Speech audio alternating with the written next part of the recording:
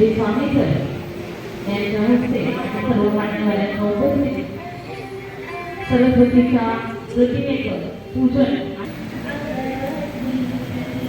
आपण सर्व श्रोत्यांनी टाळ्यांच्या गजरामध्ये या कार्यक्रमाच्या सुरुवातीला साथ देऊया।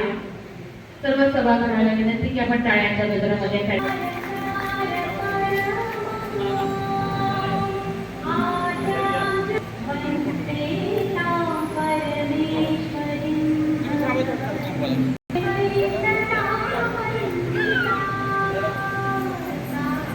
इतकी वर्ष नोकरी केल्यानंतर प्रत्येकाच्या आयुष्यात सर्वांना विनंती करते की कृपया वैयक्तिक सत्कार हे कार्यक्रम संपल्यानंतर होतील। फक्त दोन महत्वाचे म्हणजे पण मी बोरकरांच्या परिवाराला विनंती करते की कृपया आपण मंचावरती यावं आणि या सत्कार सोहळ्यात या पारिवारिक सत्कारानंतर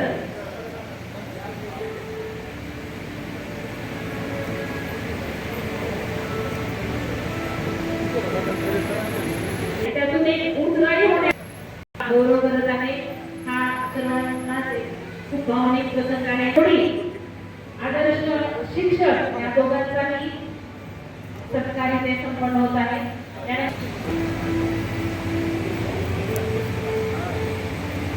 बाकीचे सत्कार हे सादर झालेले असतील आणि प्रत्येक मनोगत हा आठवणीचा आणि त्यांच्याकडे असलेल्या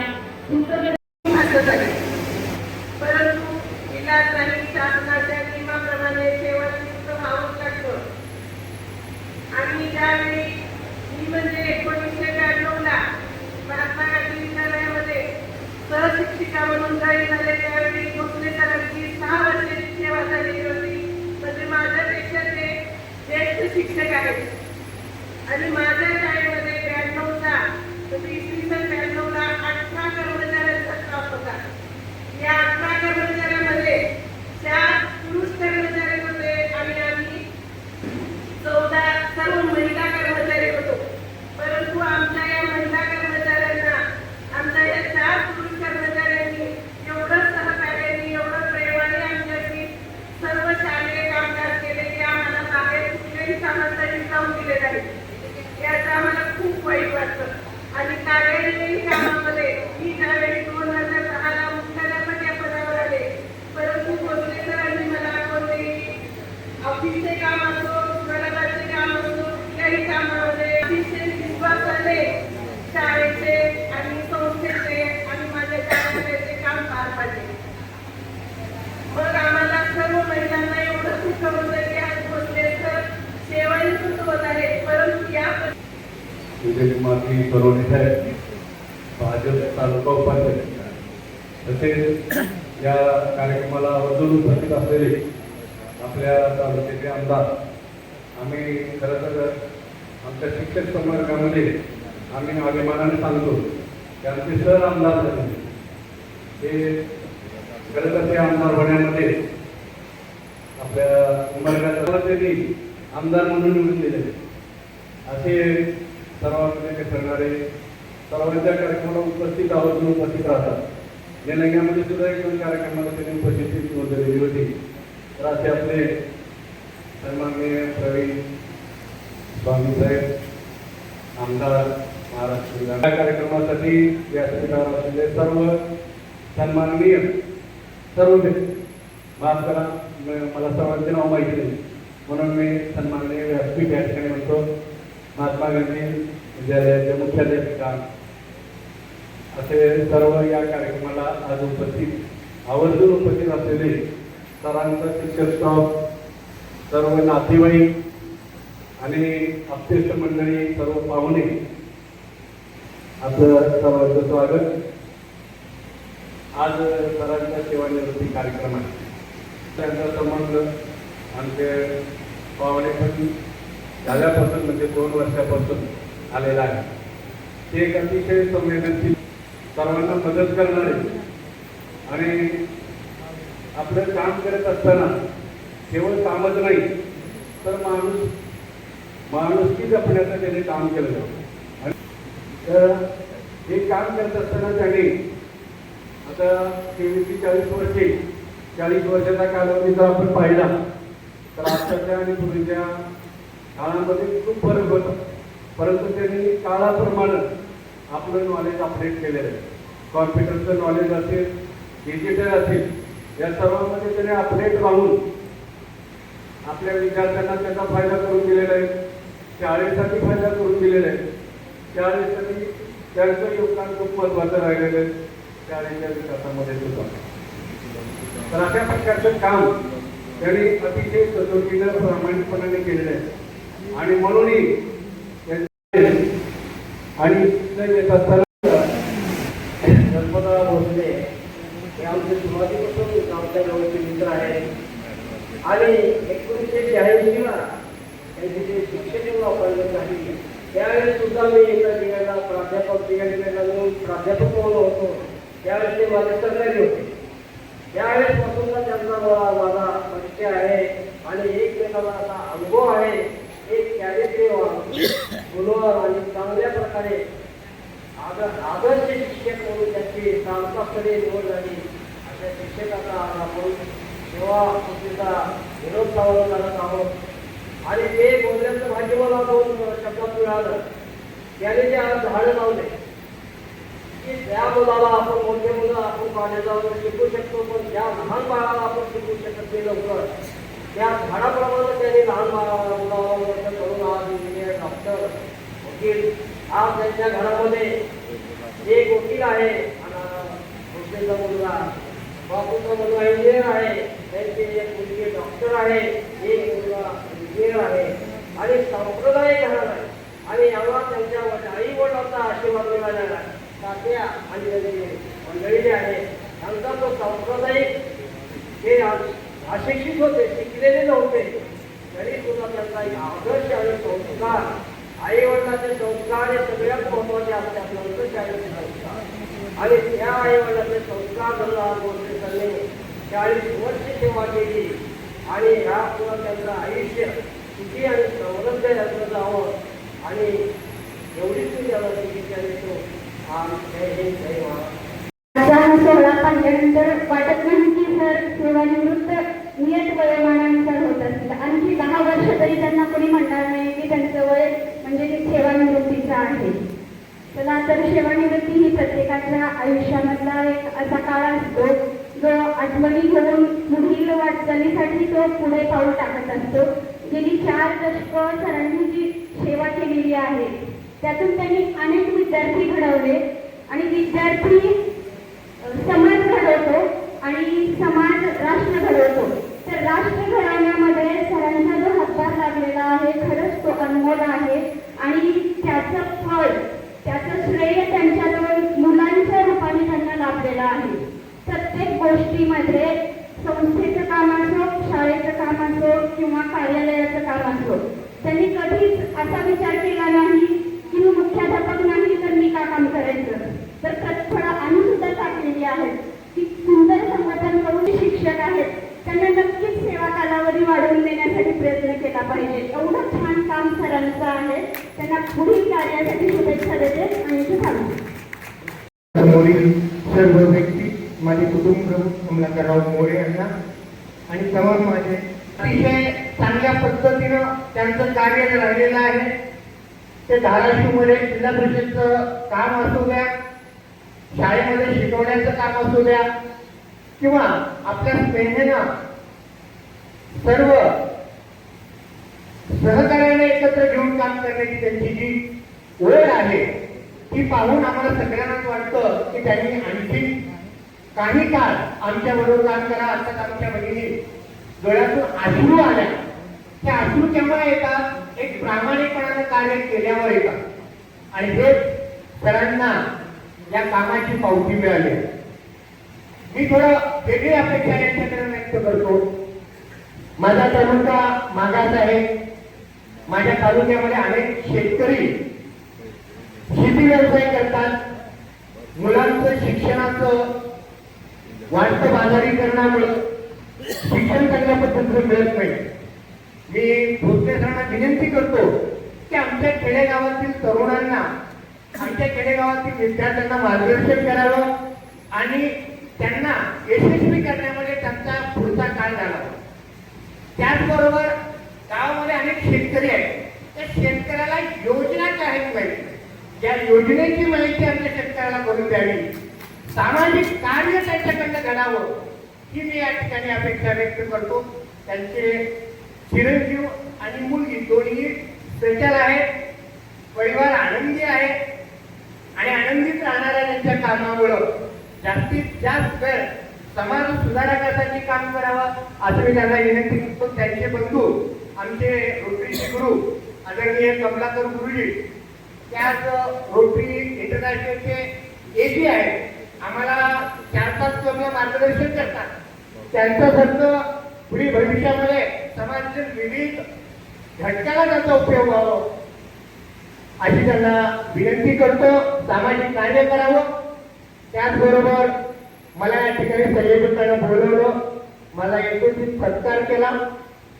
त्याचबरोबर आवाज पडलेला लोकप्रतिनिधी ही दोन्ही रूपे समाज घडवण्याच्या एका ध्येय सत्कारमूर्ती यांची सेवा पुरतं गणपती होती आणि सौभाग्यवती माया भोसले मॅडम. खरं तर आज सलग 40 वर्षे सेवा ही कोणत्याही क्षेत्रातली सेवा ही खूप चांगल्या पद्धतीची सेवा आहे. 40 वर्षाची सेवा म्हटल्यानंतर आणि ते पण संस्थेमध्ये प्रचंड अशा अडचणीमध्ये ज्यावेळेस 1986 मध्ये संस्थेचं सुरुवातीचा काळ आणि संस्था उभारणीचा काळ असेल निंबाळकर साहेब बरोबर. आणि त्या काळात हे सगळं एका पुण्याचं तुम्ही चांगलं केलेल्या कर्माचं फळ आहे. कर्मण्यवाधिकारस्य मा फलेषु कदाचन. आपण महाभारत आणि कृष्ण जेव्हा अर्जुन जेव्हा विधामन स्थितीमध्ये होता, आपण काय करावं, समोर एवढी मोठी सगळीच पाहुणे मंडळी आहेत, पाहुणे आहेत, त्यांचा प्रसंग आहे, त्यावेळेस त्यांनी सांगितलं की कर्म करत राहा, फळ तुला नक्की चांगलं मिळेल. आणि आपण एकीकडे सेवानिवृत्ती यांची होती, त्यांच्या भावना वेगळ्या असतात, रिटायर होतात त्या स्टाफच्या भावना वेगळ्या असतात आणि वेगळ्या असतात आणि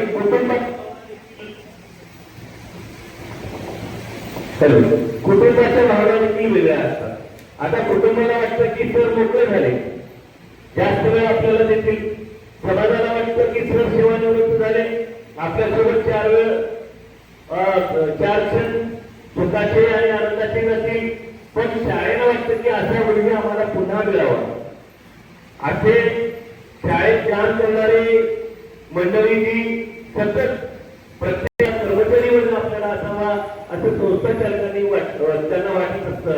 ही सगळी आपापल्या कर्माची फळं असतात. त्यावेळेस मावळत्या सूर्याने एकदा जगाला प्रश्न केला की मी मावळल्यानंतर या जगाला प्रकाश करून देणार. मग धाडस कोणाचं होत नव्हतं. सूर्य इतका ताकदवान आहे म्हणजे ज्याची पृथ्वी आणि त्याच्या सर्व अनेक ग्रहांची आणि ताऱ्यांची निर्मिती झाली, अशा सूर्याचं काम कोण करावं. सगळेच प्रश्न सगळ्यांनाच प्रश्न पडला होता. पण एक निर्मितीच्या पंथीनं सांगितलं की तुझ्यानंतर तू मावळल्यानंतर माझ्या परीनं जेवढं शक्य आहे तेवढं मी या जगाला प्रकाश देईन. तसं शिक्षकाचं काम आहे. शिक्षक कधी म्हणत नाही माझ्याकडे 1 विद्यार्थी आहे, माझ्याकडे 2 विद्यार्थी आहेत, माझ्याकडे 100 विद्यार्थी आहेत. पण जो समोर आहे त्याला शिकवण्याचं काम, त्याला संस्कारित करण्याचं काम शिक्षकाच्या माध्यमातून होतं. आणि आजही मी नेहमीच अभिमानानं सांगत असतो की शिक्षण क्षेत्रावर पावित्र्य जपलेलं जे शिक्षकांनी आहे ते इतर क्षेत्रामध्ये कमी दिसतं. आज 10 ते 4 ही सेवा आहे. असे तर आपण जे करत असतो ती फक्त आपल्यासाठी नाही, आपला उदरनिर्वाह तर हा महत्वाचाच आहे. पण तुम्ही एका दुसऱ्या दिवस शाळेत नजर राहिला की तुमचे विद्यार्थी तुमची वाट बघत असतात. या विद्यार्थ्यांसाठी यांच्या मनामध्ये कसलेच भाव तुमच्याविषयी नसतात, प्रेम भाव असतो. त्यांच्या मनामध्ये आमची मुलगी, आमचे बाई म्हणून ही एक भावना असते आणि त्या भावनेला कायम आणि त्या वारीमध्ये सर्व जाती धर्माचे लोक, श्रीमंत असणारे, गरीब असणारे, उच्च नीच सगळेच तिथं त्या वारीमध्ये पंढरीच्या पांडुरंगाच्या दर्शनावरचं प्रेम आहे असं मी या ठिकाणी आवर्जून सांगतो. त्यांच्या पुढील कार्यासाठी पुढलं कार्य काय का असं ना ते त्यांच्या मनात. आता आमचे डॉक्टर पण सांगू शकत नाही की पप्पा तुम्ही हेच करा, किंवा हर्षल पण म्हणू शकत नाही की पप्पा तुम्ही हेच करा, पण मॅडम तुम्ही मात्र हक्कानच सांगा. आजपर्यंत तुम्ही दोघांची नोकरी असताना किती धावपळ होते आम्हाला माहित आहे. कारण माझी जोडीदारी जरी नोकरीला नसली तरी घरात 3-4 नोकरदार आहेत. सकाळी 5 वाजल्यापासून यांची धावपळ सुरू होते. लेकरं लहान असताना तर त्याच्यावर जास्त धावपळ होते. ही सगळी धावपळ आता थोडीशी थांबलेली आहे. आता सर तुमच्यावर जबाबदारी आहे. मॅडमला शाळेला जाताना काही कमी पडलं तर तुम्ही हातभार करायला काही अडचण नाही. कारण संसार हा दोघांनी मिळून आणि ही ताकद समान ताकदीची जर आधाराचा गाडा खूप ताकदीनं पुढे जातो. तुम्हाला तुमच्या भावी आयुष्यामध्ये ज्या काही इच्छा असतील, योजना असतील, तुमच्या मनामध्ये काही काम राहिलेलं असेल ते सगळं काम करण्याची शक्ती ईश्वर तुम्हाला देवो. तुमच्या आई वडिलांचा आणि विद्यार्थ्यांचा आशीर्वाद आपल्या पाठीशी आहे.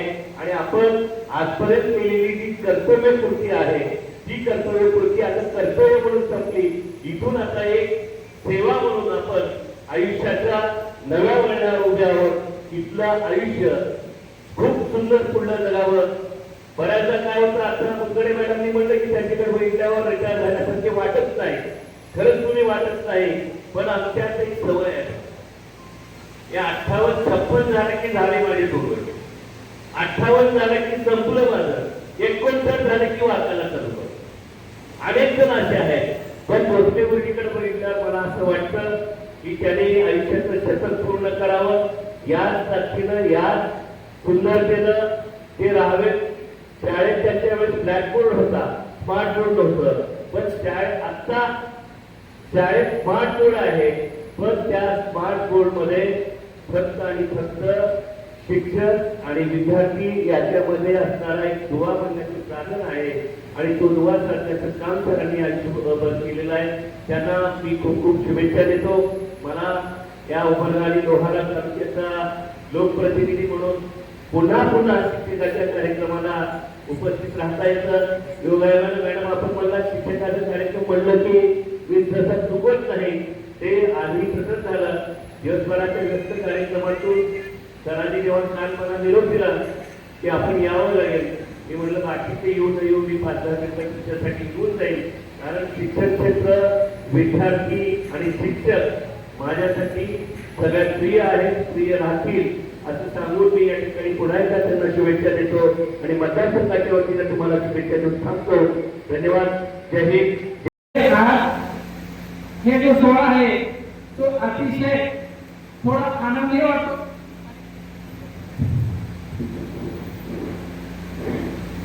आणि थोडं दुःखही वाटतं.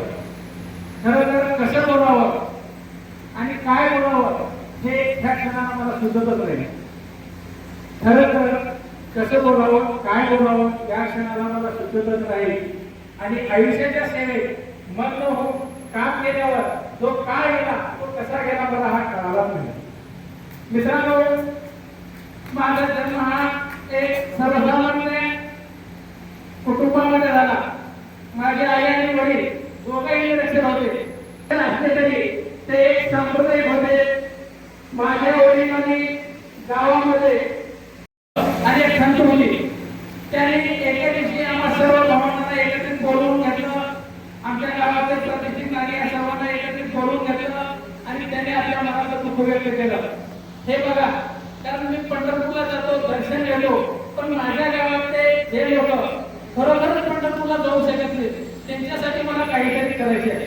आणि त्यांनी गावात आज एक विठ्ठल मंदिर उभा केलं.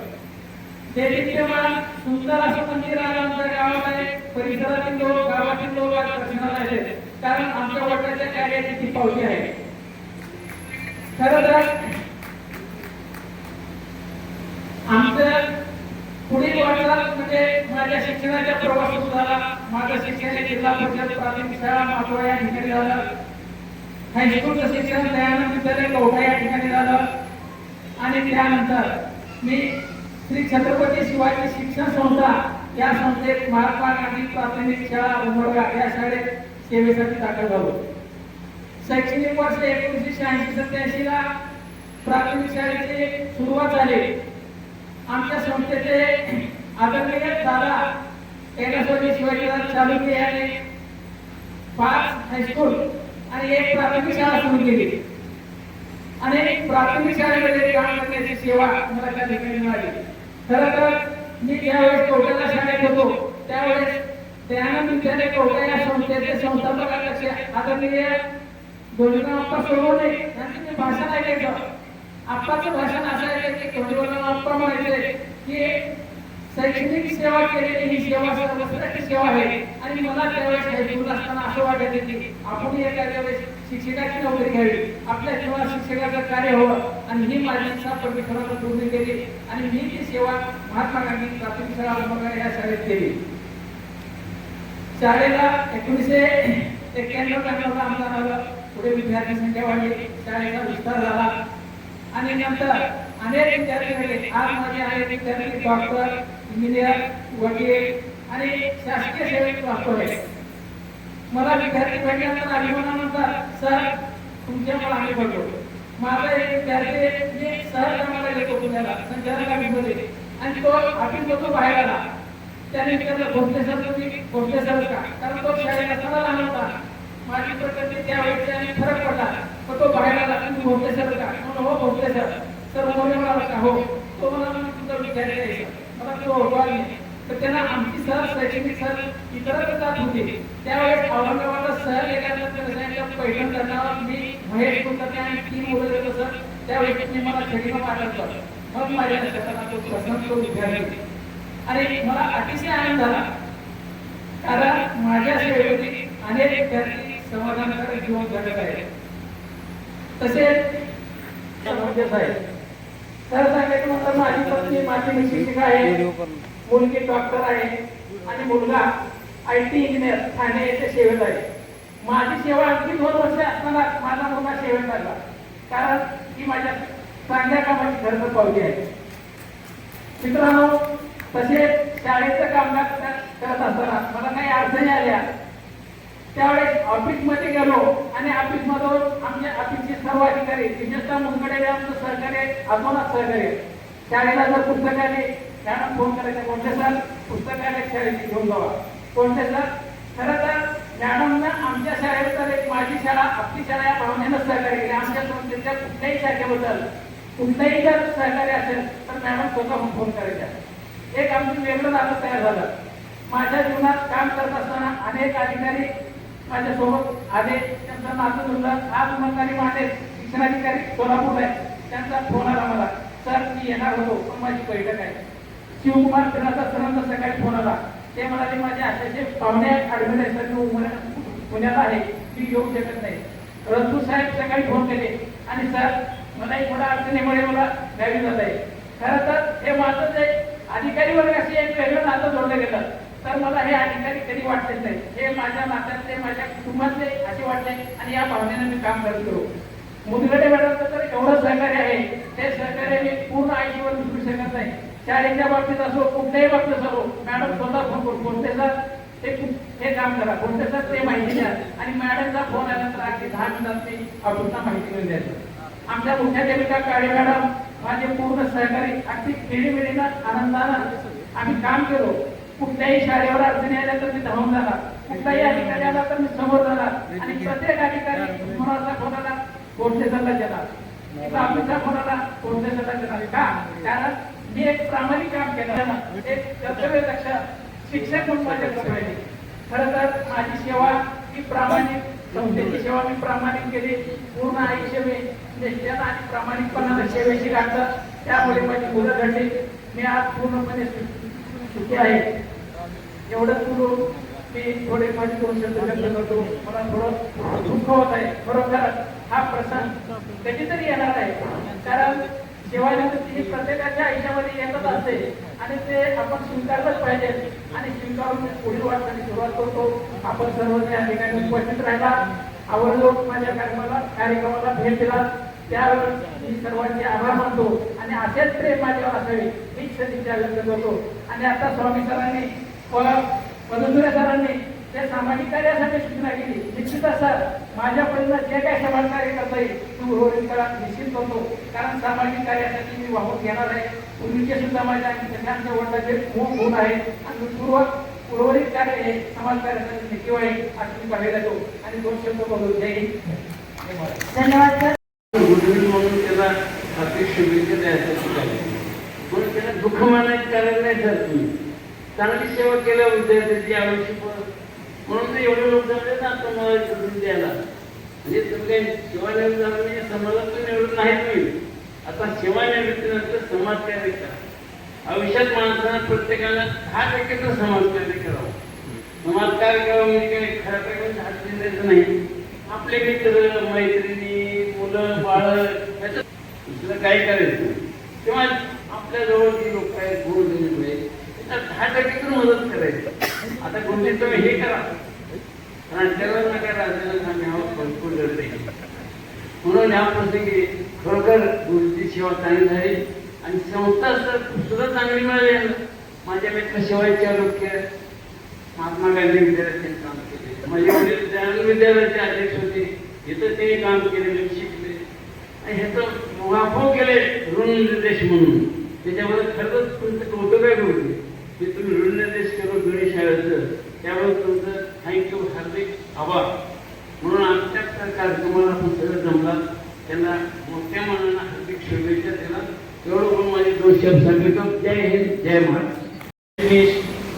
विजयकुमार भाऊ सोनवणे त्या कार्यक्रमाला उपस्थित राहिले त्यांचं हार्दिक आभार. त्यानंतर आपल्या उमरगा तालुक्याचे लोकप्रिय आमदार प्रवीणजी स्वामी उपस्थित राहिले. त्यानंतर या ठिकाणी या व्यासपीठावरील सर्व मान्यवर या ठिकाणी कार्यक्रमाला उपस्थित राहून कार्यक्रमाची शोभा वाढवली आणि आपण